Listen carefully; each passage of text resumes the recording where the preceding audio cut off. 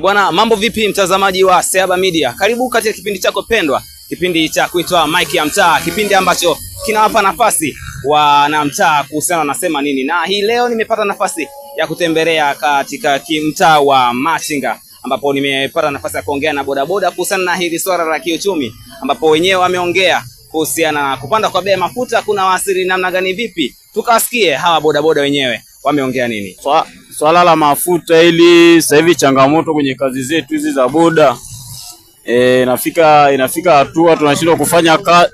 Tunaumia sana, kuna sometimes tunashindwa kufanya kazi kutokana na mafuta yamepanda bei, abiria ukimwambia bei hataki na inalazimika tufanye bei za mwanzo.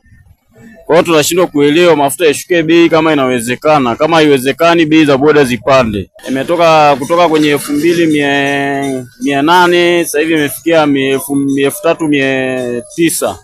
Mimi kwenye hili swala la kupandishwa kwa mafuta kama si bodaboda, yani inatuasili sana.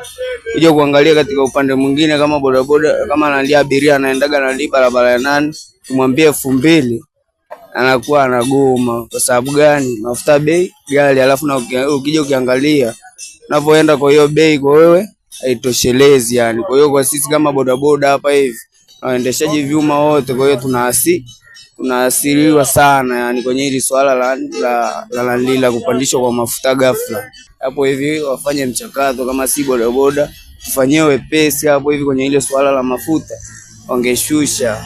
Kama serikali watusaidie, wajue tunafanyaje kwanza kwa hatua hii. Changamoto sasa hivi biashara hii ya boda imekuwa ngumu sana, kwa sababu mafuta sasa hivi yamepanda bei, abiria ukimwambia bei hivi hawaeleweki.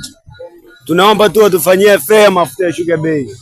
Bwana, kama ilivyo kawaida, basi changamoto waga zikosekani katika sehemu yoyote. Hao ni bodaboda ambao wameelezea kuhusiana na changamoto ambazo nakutana kutokana na kupanda kwa bei ya mafuta, ambapo siku ya jana tarehe 1 ya mwezi wa 4 mamlaka husika ya vyombo vya usafiri ardhini DASHA waliweza kuzungumzia kuhusiana na swala hilo na kuambia bodaboda wasipandishe bei ya mafuta ya kiholela. Nini kifanyike sasa kipindi hiki ambacho bei ya mafuta zimepanda? Basi tunatakiwa kutumia nishati mbadala kama vile gesi au vifaa vya kutumia kuchaji ili kuepuka matumizi makubwa ya mafuta. Hivi ndivyo ambavyo nahitimisha katika kipindi cha Mike ya Mtaa. Tukutane mpaka wakati mwingine katika nyanja ya kimichezo.